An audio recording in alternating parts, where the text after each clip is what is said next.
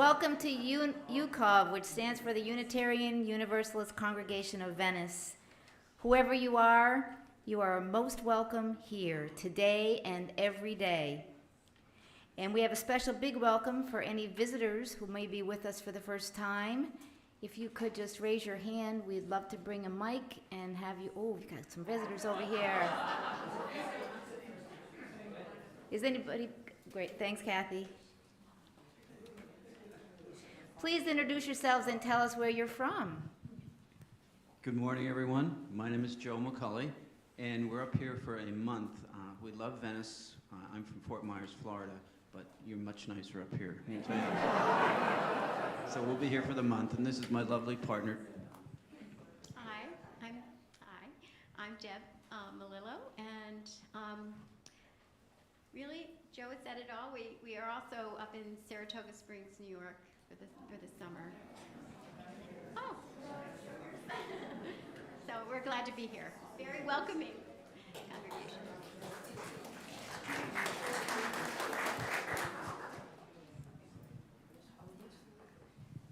Good morning. My name is Ginny Stimmel, and I'm from Pennsylvania, and my husband and I are here visiting with our cousin, Judith Parker, and we're going home tomorrow, unfortunately, but happy to spend a morning with you all. Any other visitors? If you haven't already done so and you're visiting with us today, we hope that you will stop by our welcome table on the lanai, fill out a visitor card, and we'll keep you updated on what's happening here at UCOV. There will also be refreshments just after the service.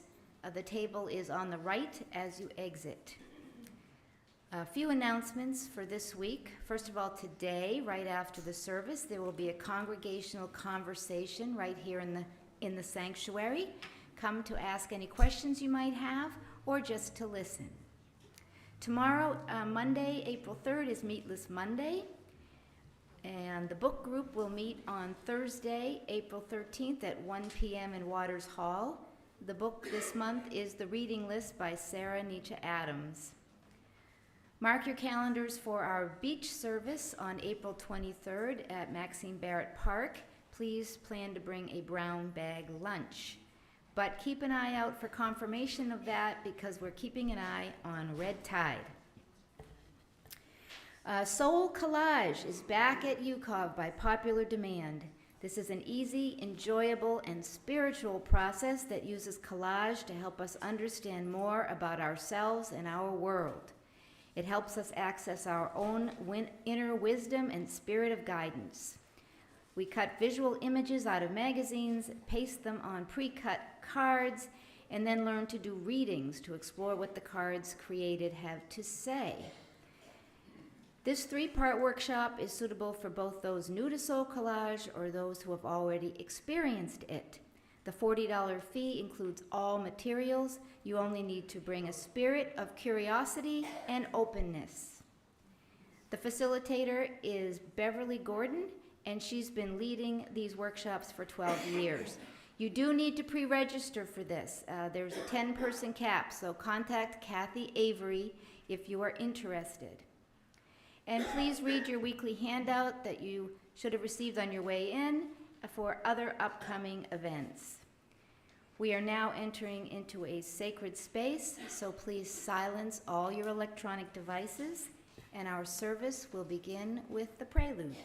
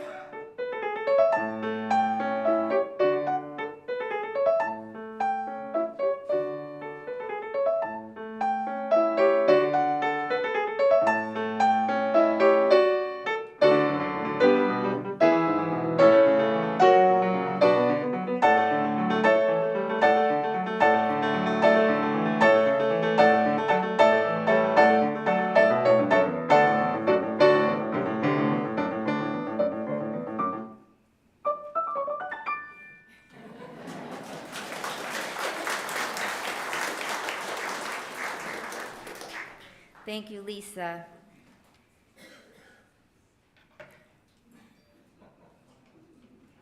It's now time for the lighting of the flaming martini glass. In his book, Lamb, The Gospel According to Biff, Christ's Childhood Pal, Christopher Moore writes, God is a comedian playing to an audience that is afraid to laugh. We light this chalice for laughter and love in a difficult world, and we rejoice that we alone, of all the major religions, set fire to our holy symbol on a weekly basis.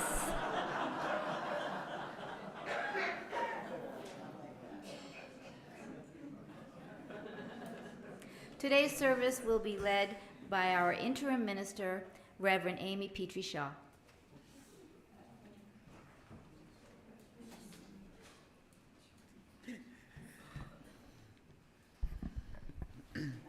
Good morning, I'm Amy, and my normal pronouns are she or they, and I am so glad you are here today.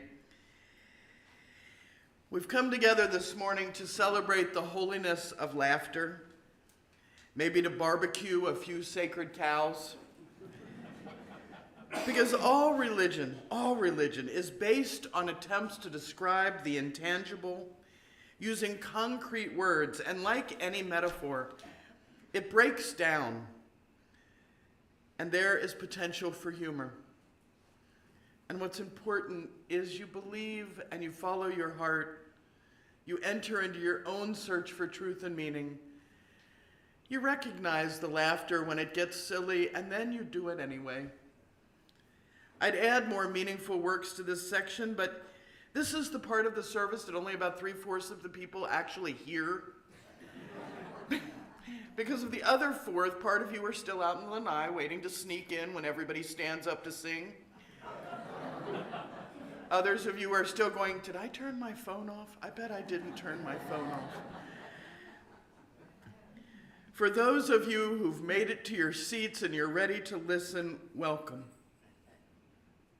To those of you who can't hear this because you're still late and you're out parking the car somewhere right over there, welcome to you too.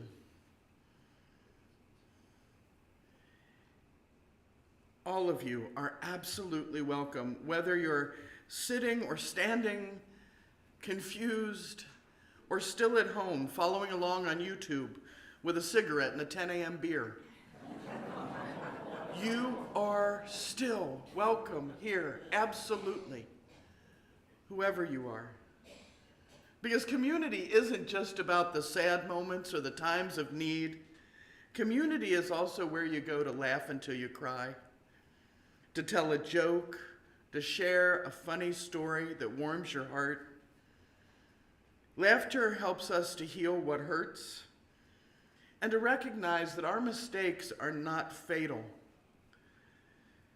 To see the beauty and the sacredness of even the most ridiculous events and to embrace the absurd and to find healing in a hurt world through laughter. So let's worship here together and remember that laughter is a holy sound. Please take just a minute to say hi to the people around you and introduce yourself.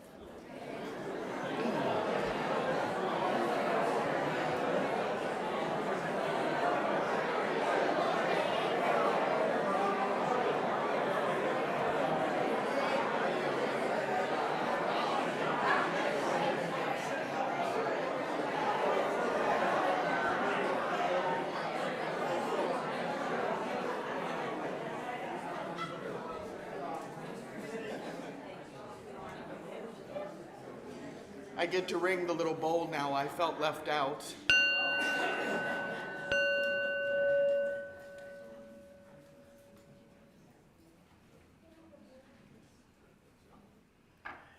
Please rise in body or spirit and feebly attempt to join in singing our opening song. Number 86, Blessed Spirit of My Life. We're doing verses 1 and 2.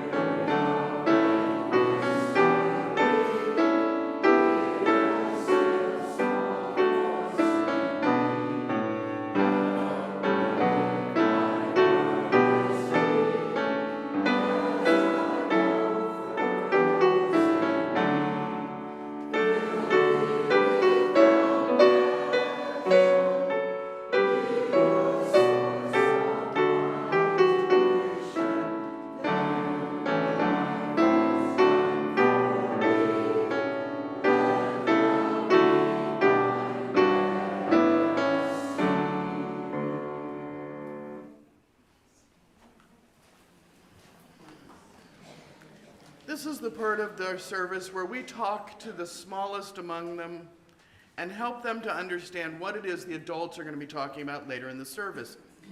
I was originally going to do a piece from my last book called Run Faster, I Hear Banjos. But I found that perhaps it wasn't appropriate for the children. So what I'm going to do right now is I am going to tell on myself. And this is, honestly, this really is a mostly true story, slightly exaggerated. So when I was about 12, I was getting into two things. Makeup. I had just gotten my very first makeup kit. And being a mountain man. Because as you all know, Grizzly Adams was very popular right about then. And this was a show about a man out living with animals and being in the wild, and I loved it. So I took my little makeup kit and I spent the morning doing my face.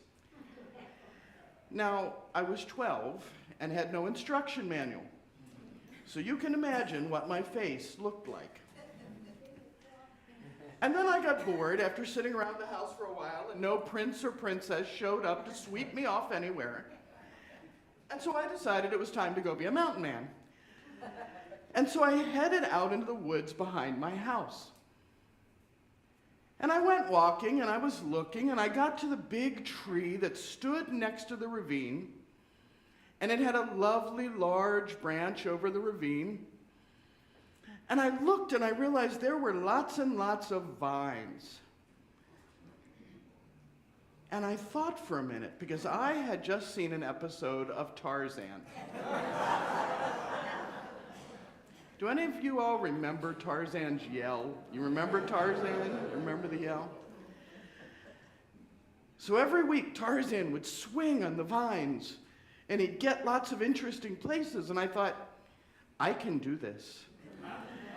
So I looked for a big vine, and I found one right over the creek. Not being a stupid child, I grabbed the vine, and I pulled real hard to make sure it wouldn't come down. Nice vine, big curve on the end. So I took the vine, and I backed up. Creek was right ahead of me. Okay, I can do it. I'm going to swing across the creek. Trees safely over here. Tugged it again, made sure, backed up about 10 more feet, and I let out a mighty Tarzan yell that sounded something like this. Ah! I wasn't good at Tarzan yells. And I jumped up on the vine and I swung. And I got about 2 feet into the swing when I realized that this vine was not attached to this branch. This vine was attached to this branch. So I swung this way about a half a foot, and then I started to turn, and the tree was right here. And then I let out a sound that went, ah! And I swung directly into the tree and hit it looking something like this.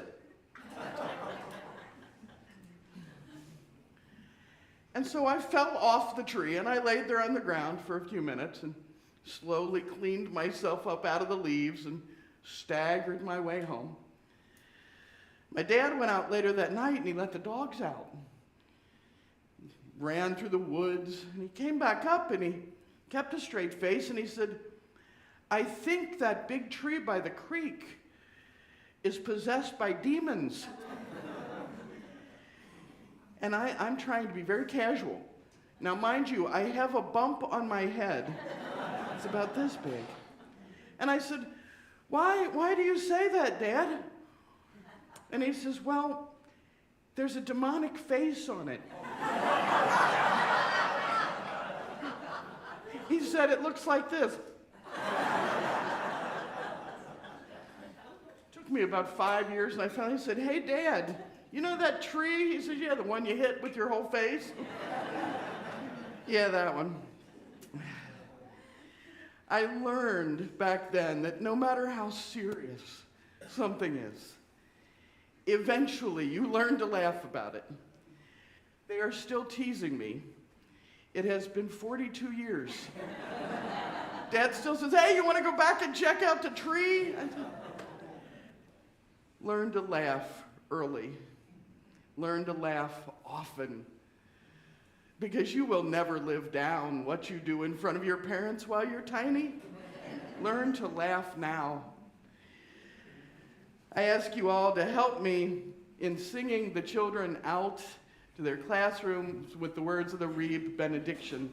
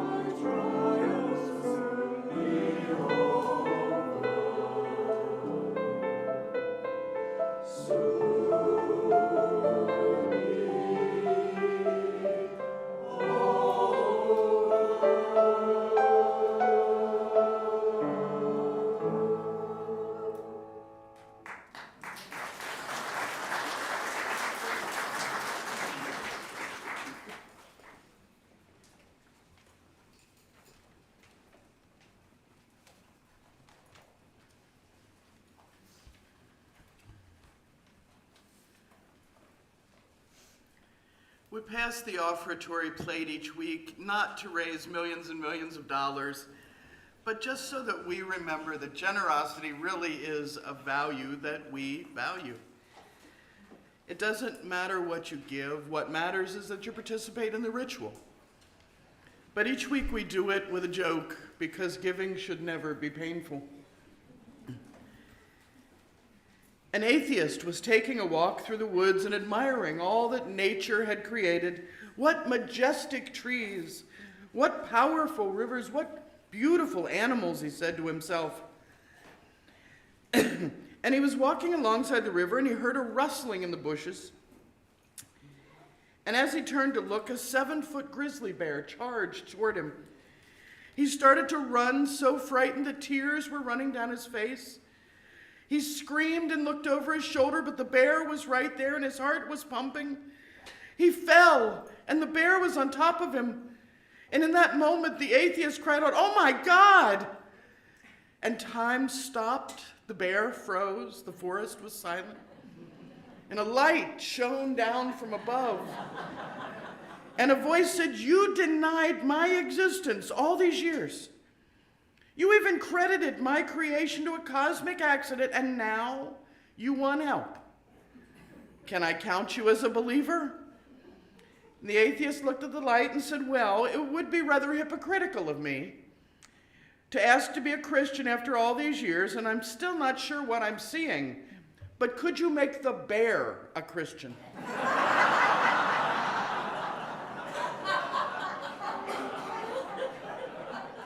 "Okay," said the voice, and the lights went out, and the river started to run, and the forest came to life again, and the bear put his paws down. And then he put them both together and bowed his head and said, "Oh Lord, for this meal that I am about to receive, may I be truly thankful."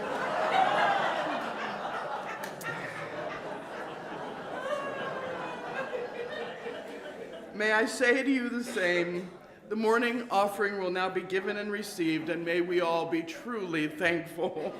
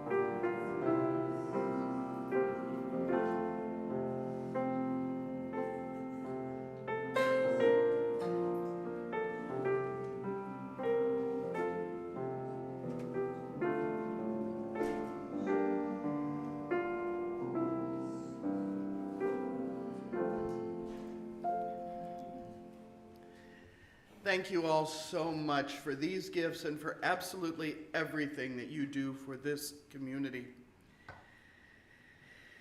This is the one more serious moment in this week's lighter service. We come together as a community to celebrate our joys and our sorrows. And it's as a community of human hands and human hearts that we bear witness and minister to one another as we struggle with the sorrows and celebrate the joys. So we're now entering into that time of sharing. You can raise a hand and someone will bring you a microphone. I light candles as we go to commemorate each joy and each concern. You are welcome always to come up before or during every service and light your own candle. Please share information that is yours to share. So if anyone has a joy or a sorrow, please raise a hand.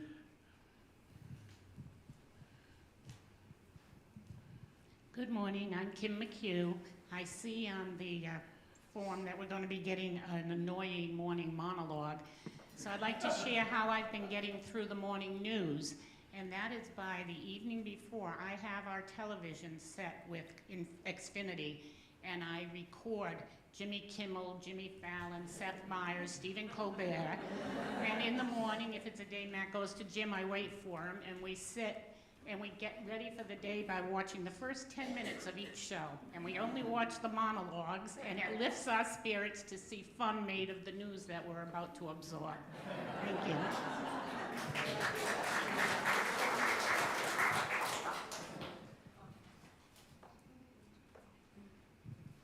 Hello. This morning my joy is that my favorite person in the whole world is here visiting me for the week.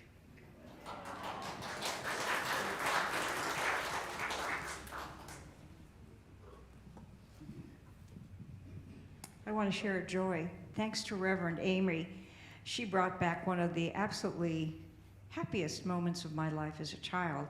All of my siblings, sister and 3 brothers, we are literally seniors now. But as children, that we had enough of a pack of kids that we lived across from a ravine with vines growing up the trees, and we listened to Tarzan on the radio. Does anyone remember radio before TV? Boston Blackie, The Shadow. Anyway, Tarzan, we would go across and we would find a vine, and there were enough of us to form the cast of Tarzan, Jane, Boy, and Chimp. With a leftover, the chimpanzee, I cannot remember his name. Cheetah. Cheetah!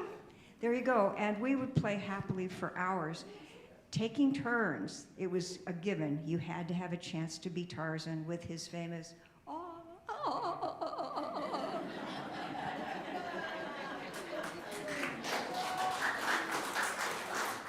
Hello, I'm Rosalie Danbury, and I have both joys and concerns to share this morning. My joy is that I've had my older son and his wife with me for almost 5 days, and we had so much fun and ate good food and got my computer printer fixed, and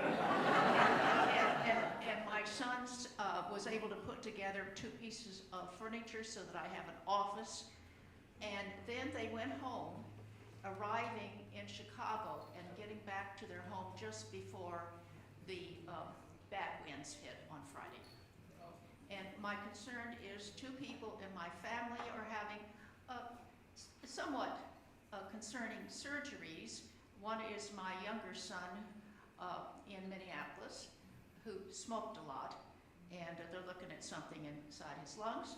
And the other person is not too concerned, but has never seen the doctor before and is a little bit concerned. Hi, I'm Tom Reeves, and this past Monday, I had the all too rare experience of playing golf with my wife, Pat. We played over the Calusa Lakes and played 9 holes there, and amazingly, I shot a 37, which for 9 holes is only 1 over par. I missed a birdie on the last hole by inches. It would have been a 36. But that didn't happen. But the joy is I did get a chance to play with my wife, and we had a great time. My sorrow is I played again on Friday.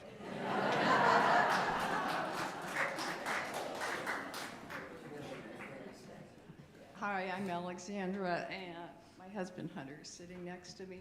We've been visiting the congregation since January, snowbirds, and we have enjoyed our time in this area so much and have found out that our friends and family really did come to visit us. We had 6 different parties of people. Who would have known? And on Friday, we signed a contract to purchase a condo.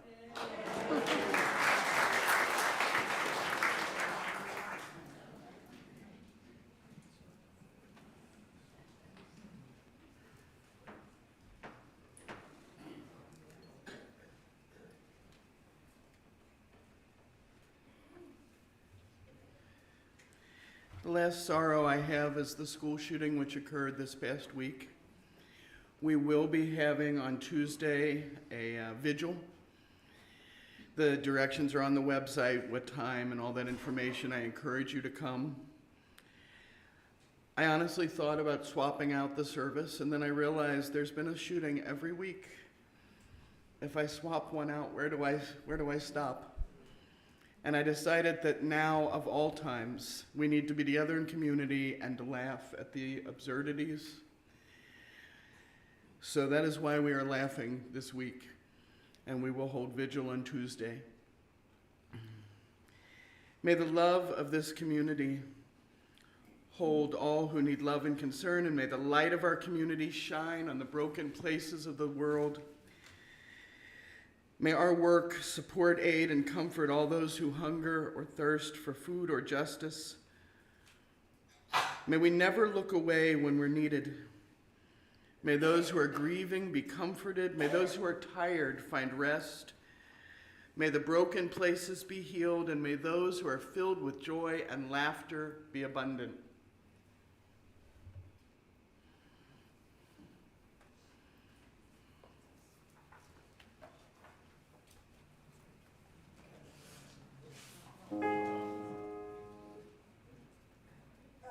Melody by Victor Kosenko, a Ukrainian composer who is now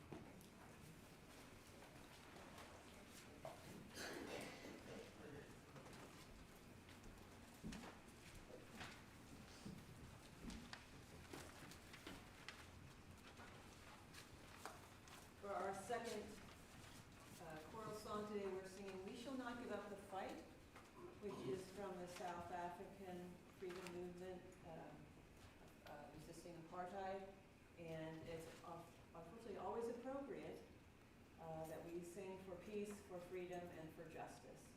Now we're going to sing 4 verses.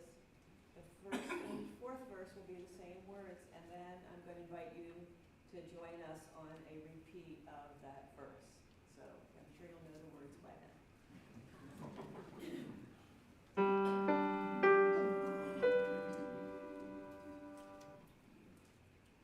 We shall not give up the fight, we have only started. We have only started. We have only started. We shall not give up the fight, we have only started. We have only started. We have only started. Together we'll have victory, hand holding hand, hand holding hand, hand holding hand. Together we'll have victory, hand holding hand, hand holding hand, hand holding hand. Never ever put to flight, we're about to win. We're about to win. We are bound to win. Never, never put to flight. We are bound to win. We are bound to win. We are bound to win. We shall not give up the fight. We have only started. We have only started. We have only started. We shall not give up the fight. We have only started. We have only started. We have only started. We shall not give up the fight. We have only started. We have only started. We have only started. We shall not give up the fight. We have only started. We have only started. We have only started.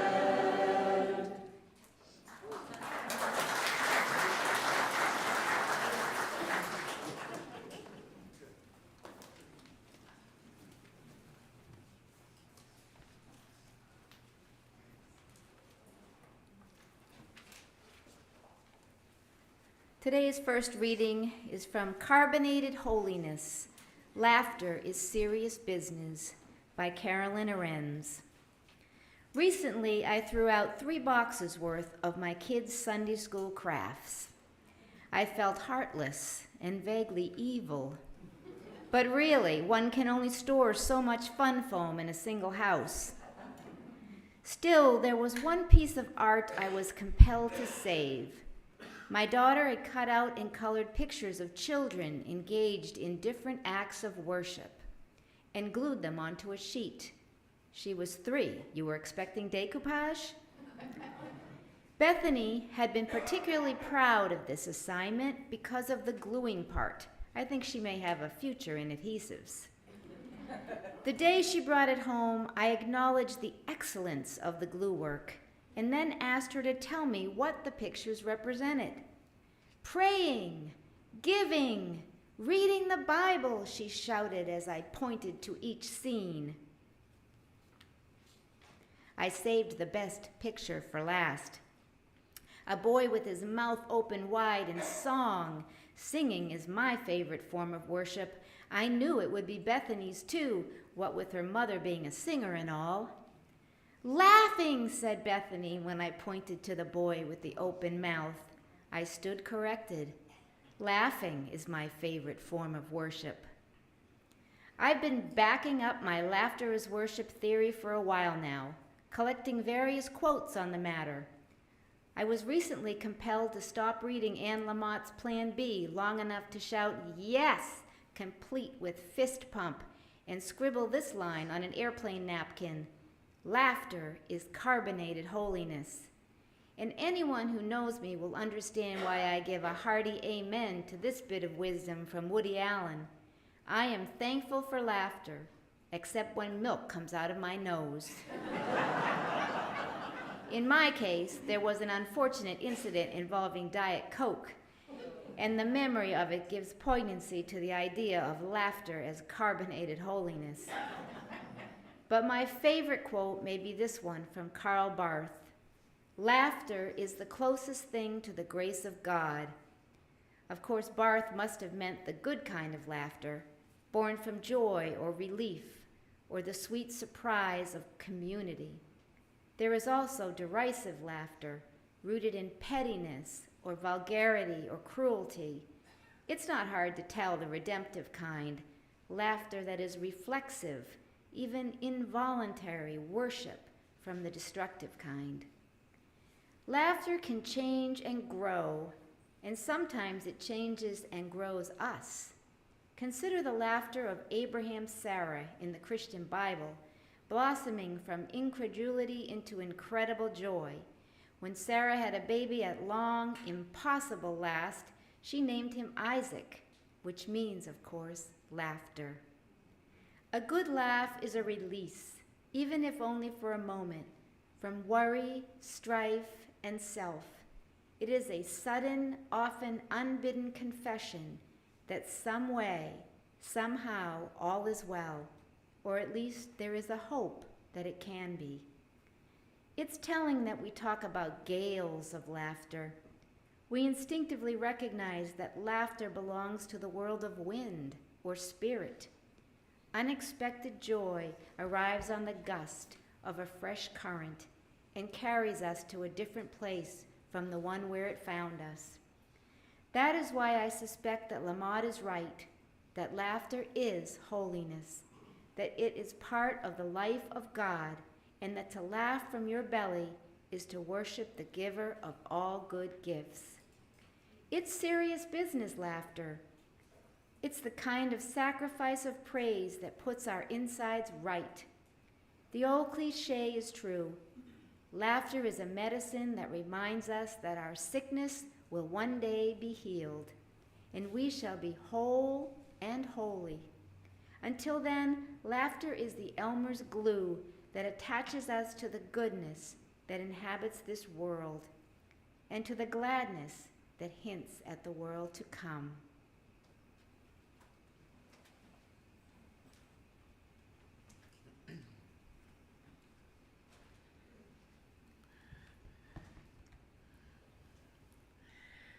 Deepak Chopra wrote a longer piece called How to Approach Religion, Laugh and Laugh Again, and I just love it. He said, the inability of some religious people to laugh at themselves betrays, I think, a great deal of insecurity. What if God was a 2-year-old toddler and you were its mother? You'd spend your day keeping close watch, only to find calm when your child was taking a nap. But God isn't 2 years old, and he, she, it doesn't need taken care of. I wish religious people took the analogy seriously, because they're constantly rushing in to protect God, screaming in outrage when he, she is surely laughing. God may well see the universe as a divine comedy. Every exploding nova could be an explosion of laughter. Nobody knows. But when we look around us, nature is at play. Every wild animal, at least when young, spends its day playing. Apparently an innocent delight. A tiger cub and a human infant have that in common. The difference is that the tiger grows up at peace. Humans grow up to find themselves burdened with guilt, shame, and anxiety. Please join me in a moment of silent thought or meditation or prayer.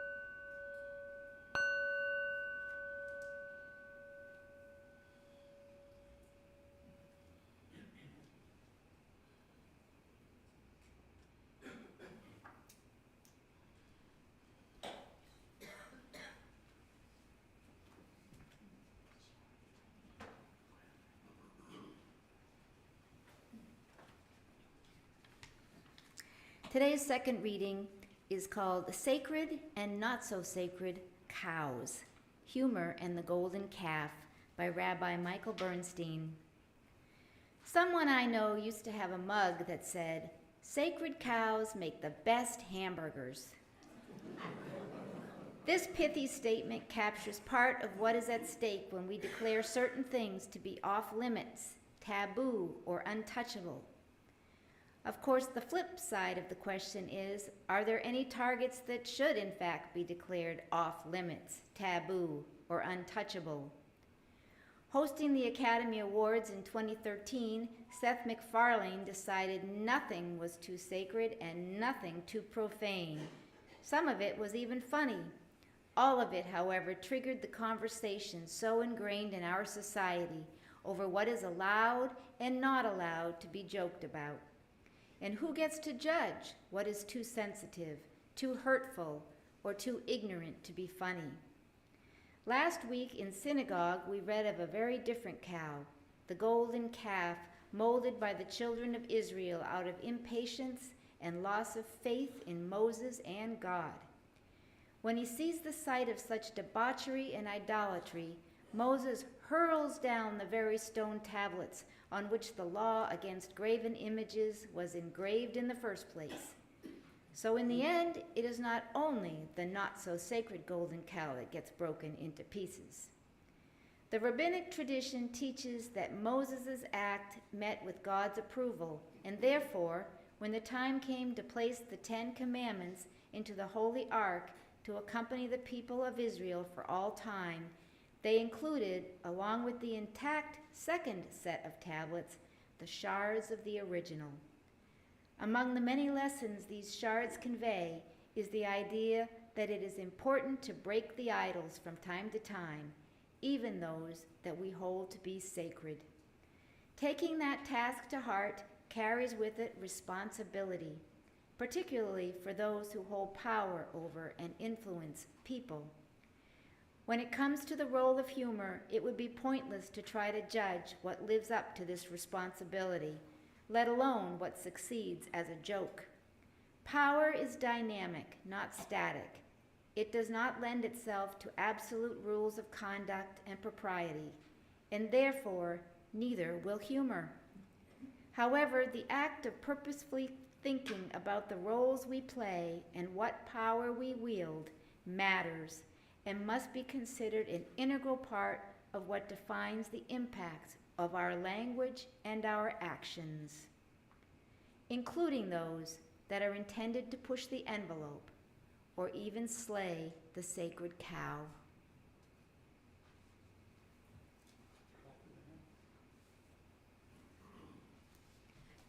Now please rise in body or spirit for hymn number 100, I've Got Peace Like a River.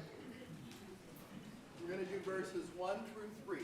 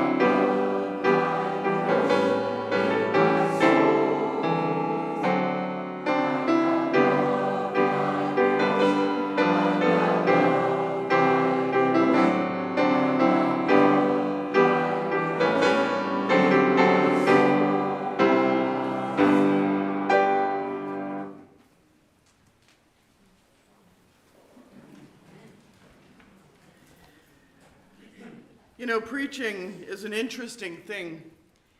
In some faiths, preaching is only good if it comes from somewhere deep down in the soul. Preachers preach only extemporaneously, using notes as frowned upon. Some say that the Holy Ghost itself descends upon them as they enter the pulpit, and God tells them what to say. God doesn't talk to Unitarian Universalist, apparently. God tried it with a Unitarian minister at one point, and the Unitarian pointed out that he had freedom of the pulpit. He was feeling a little oppressed. The Lord tried speaking from a burning bush, but the Unitarian got out a fire extinguisher and asked him to write out an impact statement. The Lord gave it up and went to talk to the Baptist. Now, the fun part is Unitarian Universalist ministers go to school to learn how to preach. At our UU seminary, The class was called Preaching as If You Mean It. I'm not kidding. And someone asked the professor who taught that class, wasn't that a little cynical? And he paused and said, just wait. So Dr. William Schultz, Bill Schultz, taught my preaching course.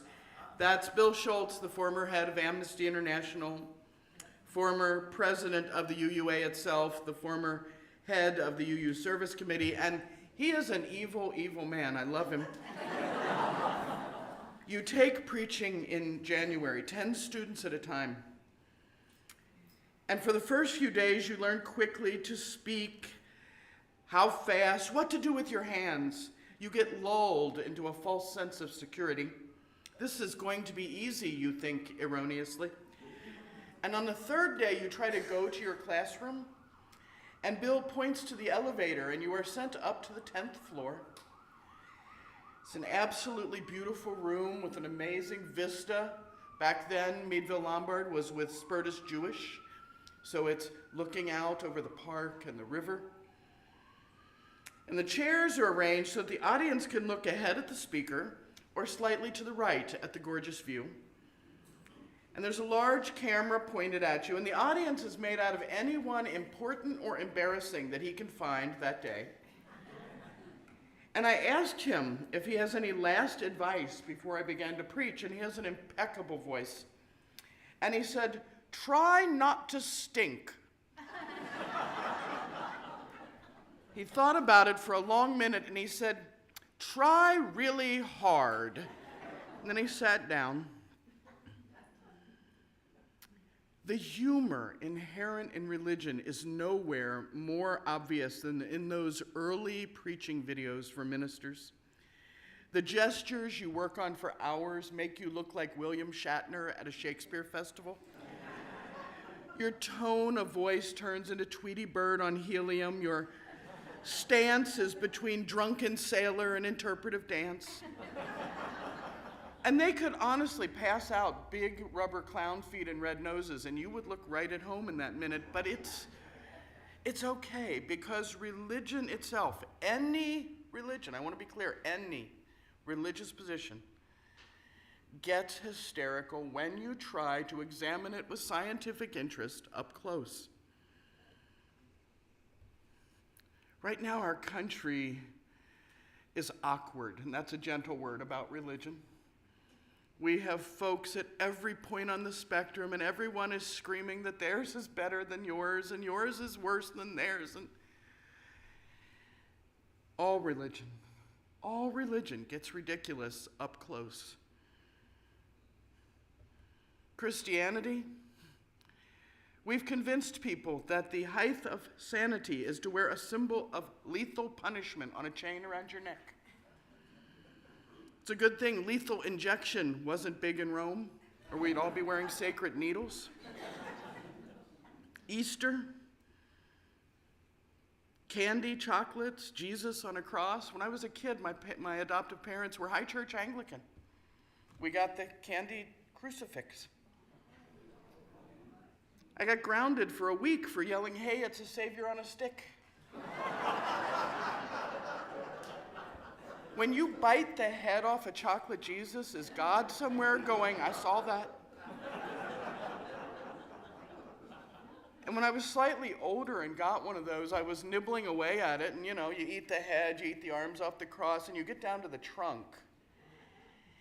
And I'm looking at this, and it's too big to pop in your mouth, so you've got to make it, I'm about to take a bite of the buttocks of our Lord. How does this work? Should I genuflect?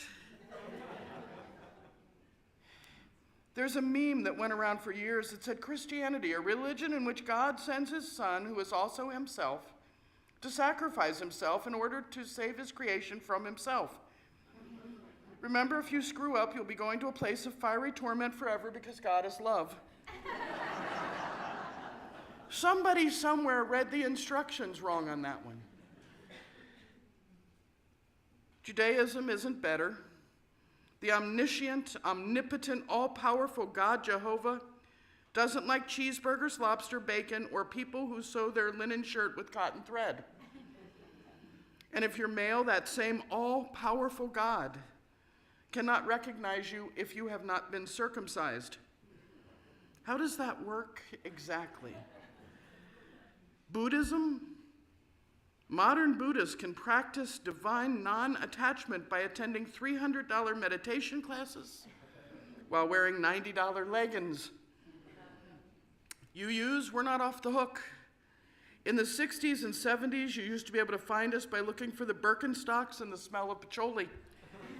Now you look for the cluster of Priuses and the smell of organic hummus. Let's face it, if there was a zombie apocalypse somewhere, a group of Unitarians would be writing an intersectional curriculum to become a zombie-welcoming congregation. There would be plates of organic brains at coffee hour. And we invented fundamentalist atheism. You don't get baptized, you get buried in a group of science texts until you agree to go and sin no more. All religious positions are funny when you tear them apart because all of them are based on the same thing. Imperfect people who just want to do it right, who are trying to make sense of the world and find grace in a world that isn't always so friendly. We laugh at one another because in our hearts we know that all humanity is a potential catastrophe curve and we're all just waiting to find the slick spots. Sometimes we laugh out of cruelty to make ourselves feel better about our own imperfections, and sometimes we laugh out of a shared sense of the sheer ridiculousness of all existence. At best, comedy reminds us that we're all wearing roller skates on greased ice. Right now it was you, tomorrow it's going to be me. We all make mistakes, we all fall down, and hopefully we all help one another up again. We're all human, just trying to understand and to hope that tomorrow is better than today. And laughter is liberation. It frees us from the pretense that we can be perfect. It tells us that it's going to be okay anyway. We're all in this together no matter where we live. We're all wonderful and frail and fleeting and fragile. And the metaphors and the images that work for me won't work for you.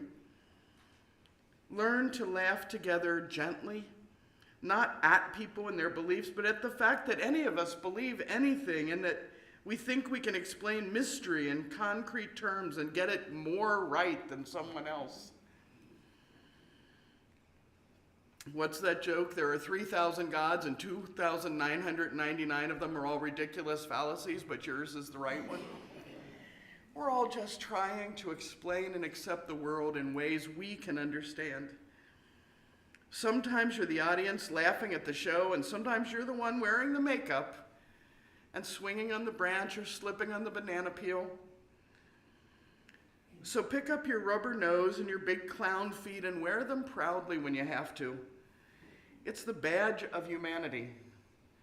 Choose the religious metaphors that work for you, that help you to be closer to the ultimate as you see it and to the world around you. Don't worry if they sound believable when viewed at close range. None of them do. What works for you works. So put the plastic Jesus on your dashboard, have some organic hummus, light a candle to your ancestors, avoid a cheeseburger, buy a yarmulke that looks like a soccer ball. Whatever works for you. I'll pet your sacred cow if you'll pet mine, and remember to laugh. That's it, I'm done. You can all wake up now.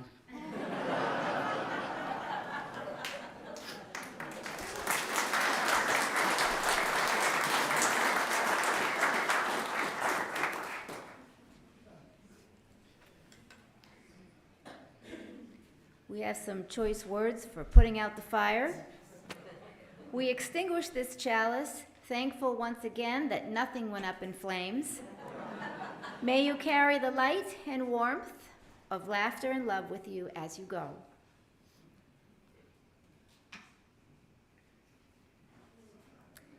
Now please rise in body or spirit to join in singing This Little Light of Mine.